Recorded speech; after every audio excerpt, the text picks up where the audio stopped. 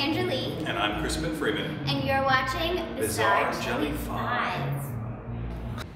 What was your first voice acting experience like, and what role was it for both of you? My first anime voice acting experience was in a show called Magical Do Re Mi. It was season 2, which I don't think has ever aired, unfortunately. There was a girl who came on for one episode, and her name was Melissa, and she was like really energetic about everything, like the kind of energy that actually like makes people go, whoa, calm down, like just back off. So it was just really fun to like kind of spaz out and like be really weird. And, yeah. The first thing I got cast in was Slayers, but it wasn't for Zilgagas. It was for a one-shot character named Prince Hallis.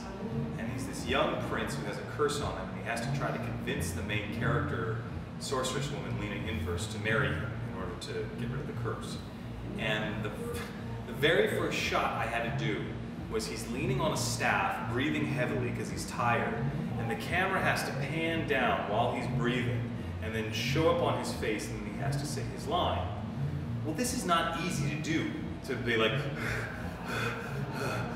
and then time it just so you say the line when he opens his mouth. But that was my very first loop in anime ever, and I think I had to, it took 7 or 8 takes to finally get that line down. And there was this sound effect, this right before it went into it, and whenever I hear that sound effect, I just go into spasms of terror because I just remember this awful experience of trying, and I thought they're gonna fire me, and I'm never gonna work in this town again.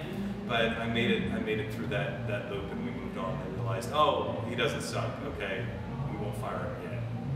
So outside of voice acting work, what do you do with your spare time? Sleep. I'm really into like fashion and clothes, and I have 2 blogs that I write about formal wear for teens, for About.com and for David's Bridal. So I spend a lot of my time blogging and being an internet nerd. There you go.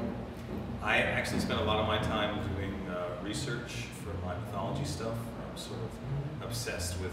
Are you feeling insecure? No. My iPod is filled with lectures. Like right now, I'm actually on sort of a Tolkien kick, and I'm sort of tearing apart the Silmarillion and different things. But this helps me with my mythological presentations that I do, and the stuff that I'm sort of researching and working on. When I'm not doing that, I'm working on my voice acting mastery blog and podcast, which I've been doing for a year now. And so between working, researching, and teaching students, I stay pretty busy.